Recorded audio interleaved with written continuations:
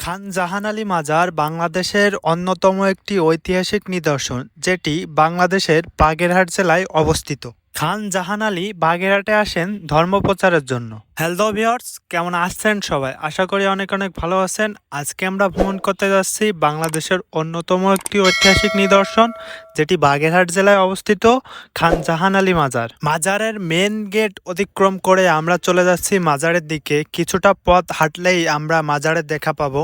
মাজারের মেইন গেটটি কিন্তু 2023 সালে নির্মাণ করা হয়, সেই সাথে সাথে মাজারে কালার করা হয় 2023 সালে।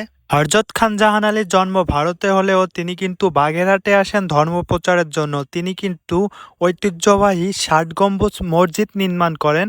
তিনি মুসলমানদেরকে ধর্মীয় বিষয়ে অনুপ্রেরণা দিয়ে সাহায্য করেছিলেন। মাজারের সামনে ছোট ছোট দুটি গেট রয়েছে। আমরা প্রথম গেট পার হলাম। মাজারে ঢুকতেই আপনাদের চোখে পড়বে এখানে আগরবাতি, মোমবাতি, বাতাসা ও গোলাপ পানি, যা মাজারের প্রার্থনার কাজে লাগে। এখন যে সমাধিটি দেখতে পাচ্ছেন, এটি হচ্ছে হযরত খান জাহান আলীর সমাধি। তার মৃত্যুর পর তাকে এখানেই সমাধিত করা হয়। হযরত খান জাহান আলী ৩৬০ জন আউলিয়াদের সংখ্যার সাথে মিল রেখে ৩৬০টি মসজিদ এবং ৩৬০টি পুকুর খনন করেন। খান জাহান আলী মাজারে প্রতিদিন দেশ এবং বিদেশ থেকে অনেক লোক আসেন ঘুরতে। আমরা সকালে এসেছি, তাই ভিড়টা একটু কম ছিল। এটি হচ্ছে খান জাহান আলী মাজারের বাইরের দিকটা দেখতে অনেক সুন্দর। এটি হচ্ছে হযরত খান জাহান আলী মাজারের পুকুর, যার ঘাটটি সম্পূর্ণ টাইলস দিয়ে বাজানো। এখানে প্রতিদিন অনেক লোকই গোসল করেন।